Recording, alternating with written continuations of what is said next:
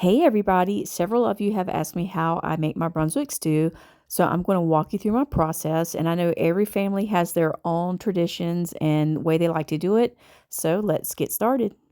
The first thing I like to do is add a nice layer of fat to my cast iron pot, and this is a 20-gallon pot, so sometimes I'll use bacon, but today I'm using pancetta. I think it was on sale or something. It was the cheapest thing they had, and in the grand scheme of this, you're not going to taste, oh, like, oh my gosh, they use pancetta. You won't taste this. It will probably add a nice flavor, a nice layered flavor to the Brunswick stew, but you're not going to single it out or anything. And next, after this, I will put in my chickens. I'm using 4 hens for my 20-gallon pot. I probably could have thrown another type of meat in there too, but these are the cheapest meat that I could find for my Brunswick stew. And some people use beef or pork. It's just whatever your preference is.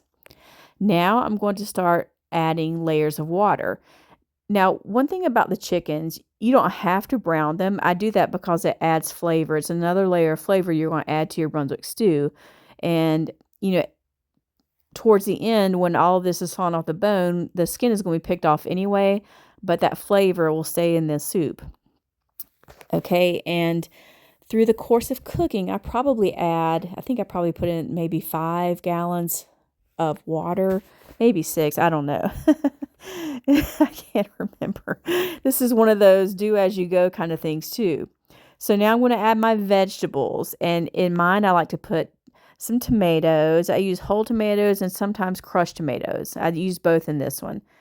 And then I have potatoes. I use russets, and then some onions, quartered onions, lima beans, and corn. And that is all I put in there. I think some people may use peas or carrots or something, but we didn't do that growing up, and I think it's fine just like this. I kind of keep it simple, but this is a really nice combination here.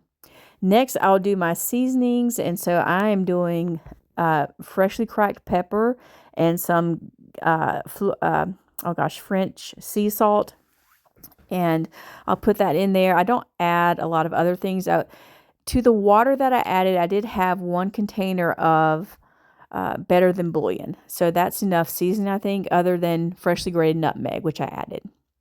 So now we have our whole pot here, so everything is in it, and it will be going to a boil. So the next thing is to get this to a boil and then cook it for the next 5 or so hours. And what I like to do at this point, I'll let it go down maybe an inch or 2, and then I'll add another gallon of water. So that will thicken it up a bit. And throughout the course of cooking, we take turns stirring the pot. And something that I like to do, I have a lid for this cast iron pot here, cauldron, and I'll leave it half on and half off during cooking so that the smoke can get in there and infuse with the flavor of the stew. It tastes wonderfully smoky, this kind of stew, which is the advantage of not cooking with propane. Okay, so it's in a good position now, so we just have to wait for the stew to cook at this point. And then when the chicken is falling off the bone and everything is nicely cooked, we'll spend the next 2 hours probably, or an hour and a half or 2 hours, I don't know, picking off bones or fat, chicken fat. And I don't mind leaving some bones in because I find it very endearing when I'm having my Brunswick stew 2 months from now out of the freezer and I find a chicken bone in there. That's perfectly fine. But you can see there's a lot of work to do in this part of the process.